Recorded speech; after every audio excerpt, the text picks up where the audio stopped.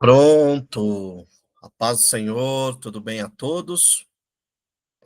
Aqui é o professor Sérgio, eu sou diácono na Igreja de Clube de Campo, que é uma congregação do Ministério de Santo André. Estou aqui para compartilhar mais uma vez um subsídio para a lição dos jovens. E hoje é a lição de número 11, que tem por título, né, A Sala do Trono. Entrando na perspectiva celestial. Em síntese, essa aula ela nos mostra o momento em que João é transportado ao trono celestial, testemunhando a soberania divina sobre a história. Essa revelação, essa visão, ela revela que nossa fé deve se inserir nos propósitos eternos do reino de Deus, não no terreno, no reino dos homens, do mundo. E é um convite a uma perspectiva transcendente da existência do discipulado e do engajamento cristão. Então, nessa aula, somos convidados, né, a, a adentrar nessa perspectiva. Que são os objetivos da aula? Analisar a transição de cartas para a visão celestial, reconhecer a soberania divina sobre poderes terrenos, discutir o discipulado com perspectiva celestial e aplicar a visão transformadora, principalmente na vida universitária, na vida do jovem, no nosso dia a dia, por assim dizer. Então, o Apocalipse, capítulo 4, do 1 ao 5, trata da revelação da visão do trono celestial, que é algo que transcende a realidade terrena. É interessante que o versículo 1, ele começa assim, né? Dizendo que João viu uma porta aberta. O que isso nos ensina? Nos ensina que a visão que virá a seguir é o resultado da entrada de João na porta aberta no céu.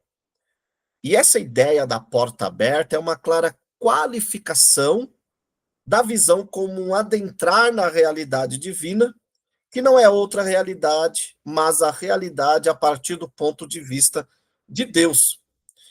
Isto está em conformidade com o conceito de visão profética. Então, a primeira coisa que nós notamos aqui é o seguinte: o Apocalipse, geralmente, ele é inserido dentro do contexto de gênero apocalíptico. Está correto, mas o Apocalipse é algo a mais.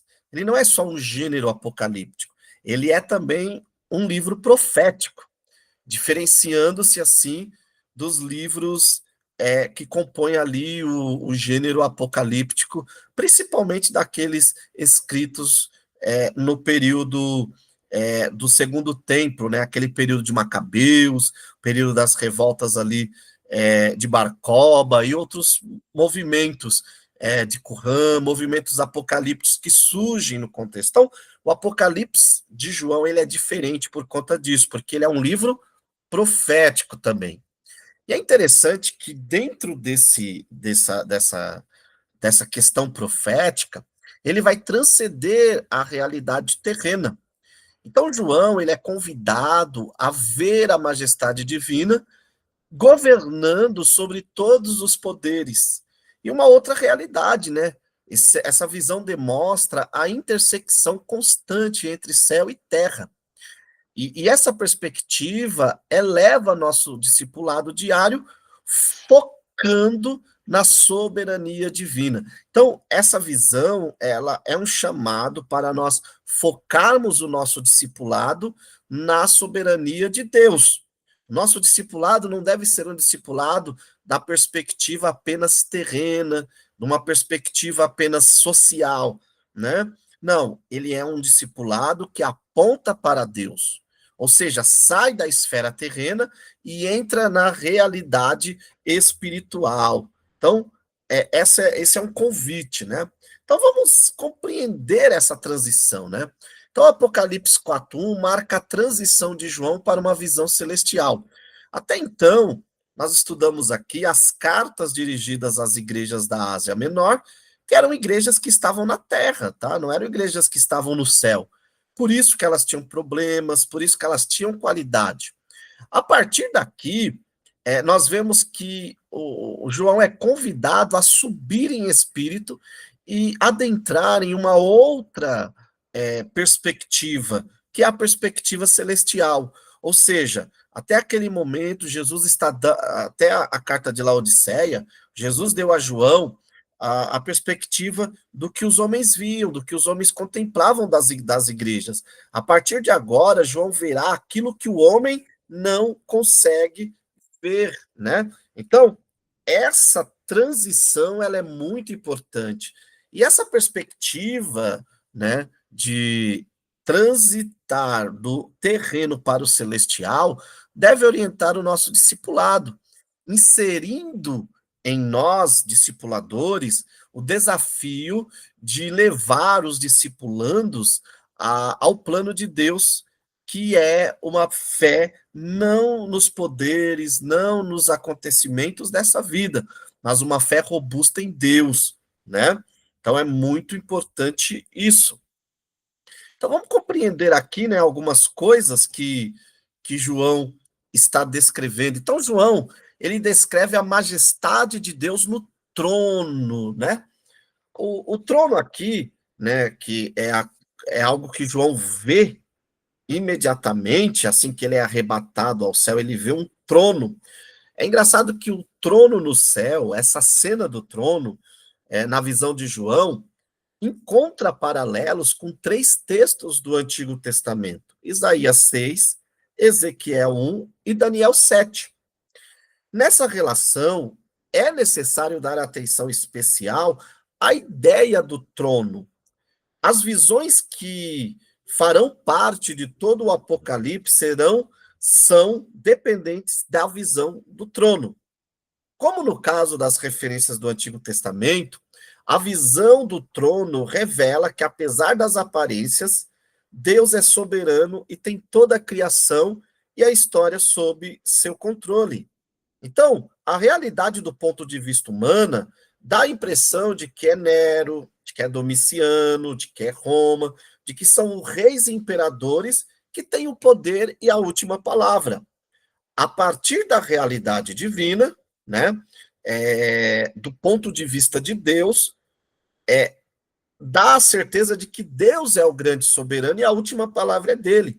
Então, para os leitores a priori de Apocalipse, a visão do trono, longe de ser apenas uma mera imagem gloriosa, ela, em último caso, revela a existência de um Deus que reina e que garante o cumprimento final dos seus propósitos para a criação.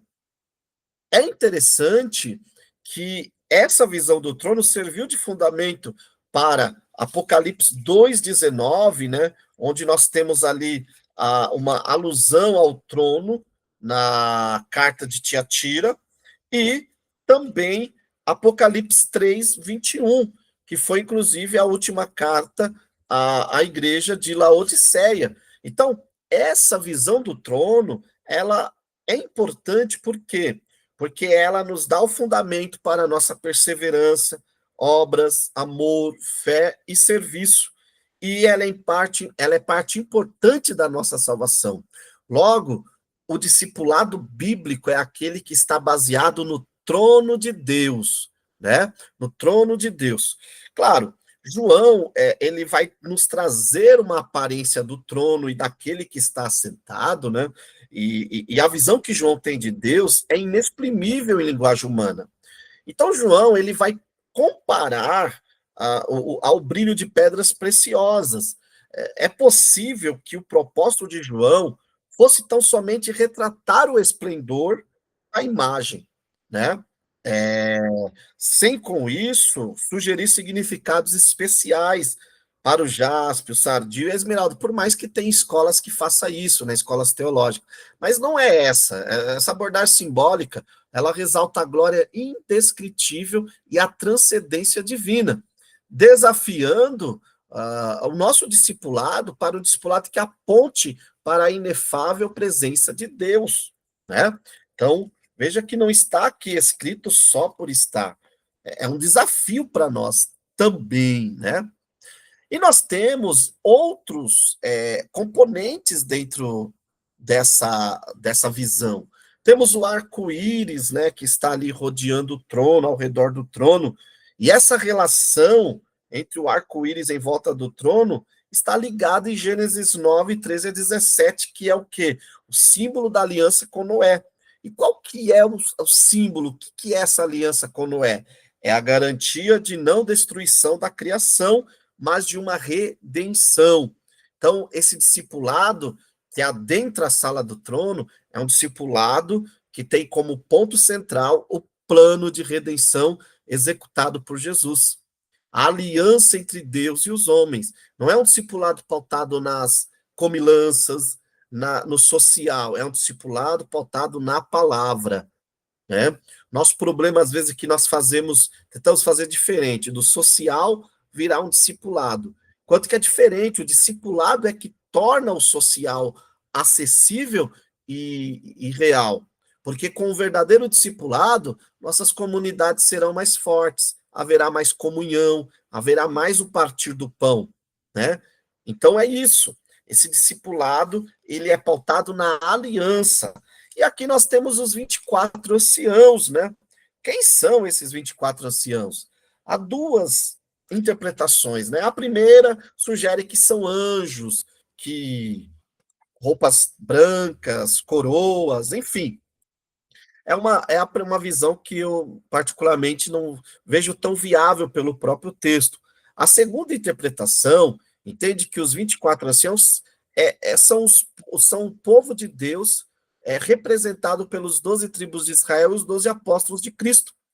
Né? E nesse caso, as vestes brancas simbolizam a purificação dos pecados e a coroa, a autoridade que Cristo há de conferir para cada um que reinar com ele. Então, essa é a visão que eu acho mais viável a partir do texto, né? Então, claro, e o que isso aponta? Isso aponta para a nossa participação, onde Cristo reinará soberanamente e nós estaremos com ele, né? Então, essa imagem reforça a corregência e o sacerdócio universal de cada cristão. Esse é o propósito do discipulado, nós fazermos pessoas capazes de corrigir e exercer um sacerdócio diante do nosso Cristo, diante do nosso Deus, né? Então, sem entrar em muitas polêmicas, mas basicamente é isso, né? E aí, claro, esse trono de Deus, ele vai nos revelar algumas coisas muito importantes, né? Primeiro, vai nos revelar aqui a manifestação do poder de Deus, né? É interessante que essas vozes e trovões encontram um paralelo ou ecoam a presença de Deus diante, no Monte Sinai, em Êxodo 19, 16. Mais uma vez, é aquilo que eu venho reforçando. Para eu entender o Apocalipse, eu preciso ir para o Antigo Testamento. E o Antigo Testamento nos mostra esse cenário. Que cenário foi esse? De aliança. Então, mais uma vez, Deus está reforçando, por meio dessas manifestações de poder, a sua aliança com o seu povo. Olha, Domiciano acha que é poderoso, que vai destruir a igreja. Mas não vai. Por quê? Porque fui eu que fiz uma aliança, né? Então é muito interessante que esse caráter intimidador desses fenômenos, como vozes, trovões, relâmpagos, eles têm como propósito manifestar a glória e a ira de Deus, né? E a sua justiça, mas ao mesmo tempo nos revelar um Deus soberano que cuida da igreja.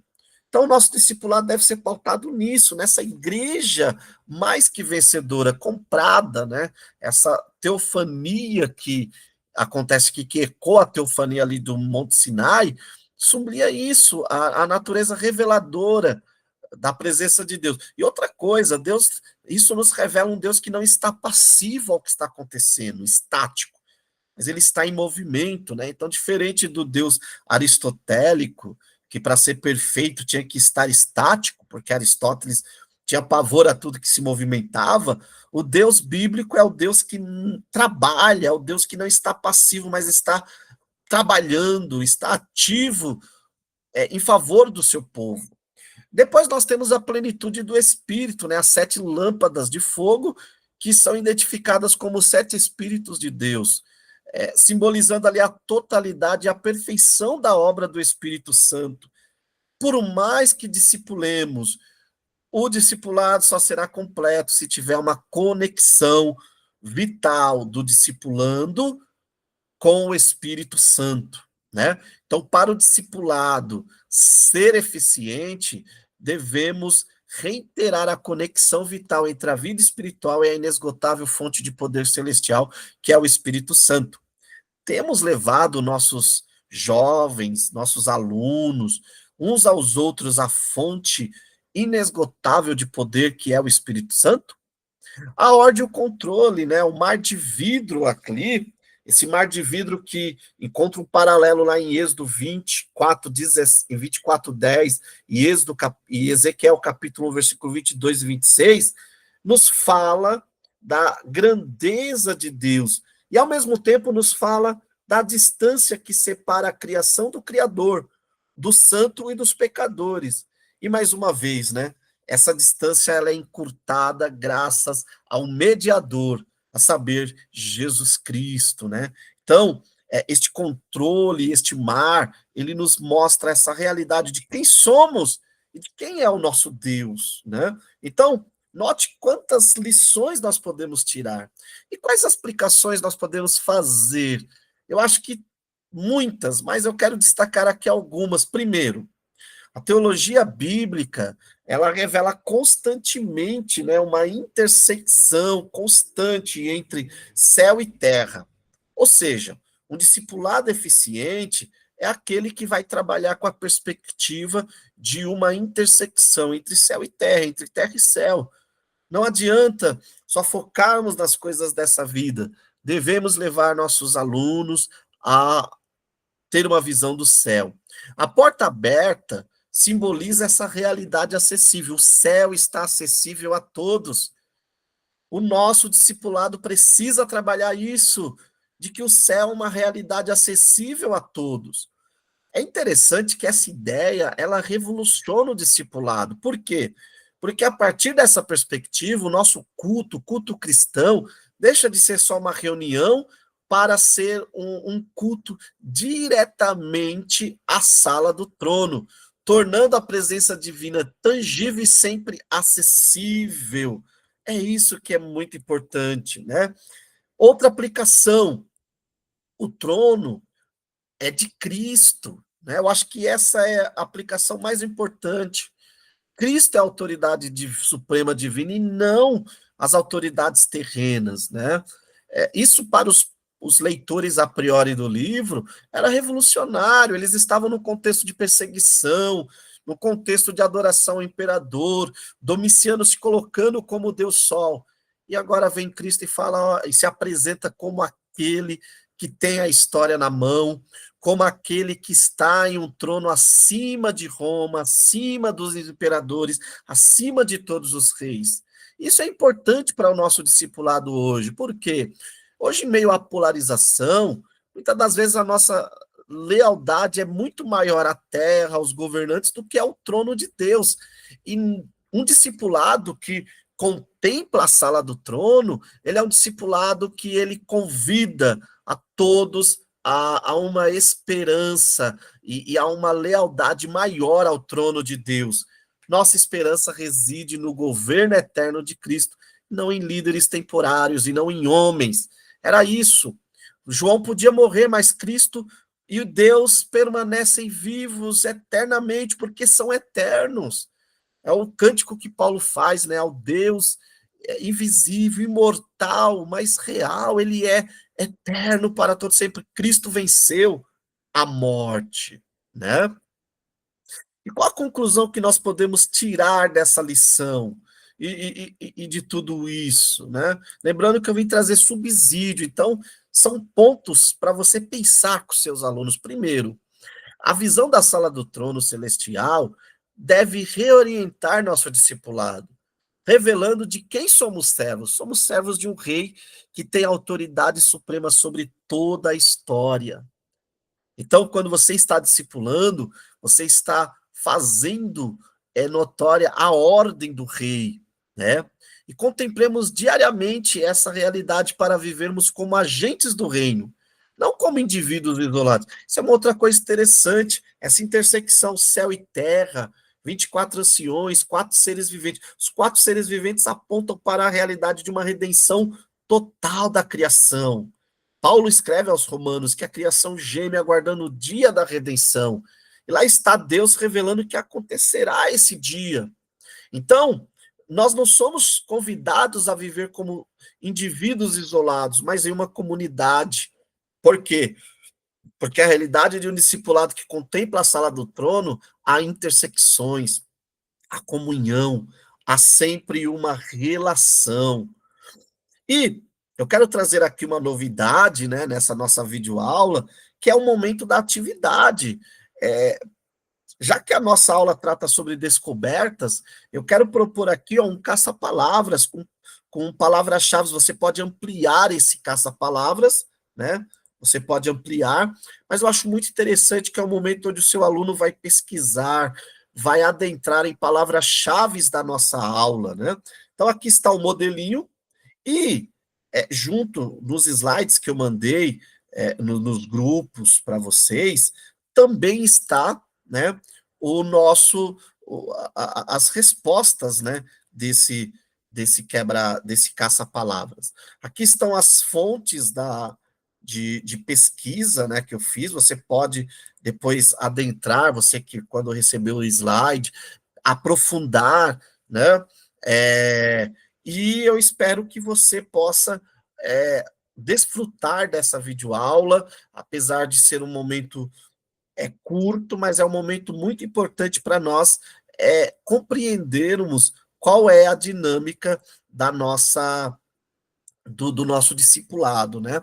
Que você possa, ao receber esse vídeo, compartilhar o link, dar um like, fazer comentários, né? Vamos engajar essa videoaula e fazer ela alcançar o maior número possível de professores, de alunos, de pessoas que não são do ministério também. Deus te abençoe e eu aguardo vocês na próxima videoaula. Até mais, se o Senhor Jesus assim permitir.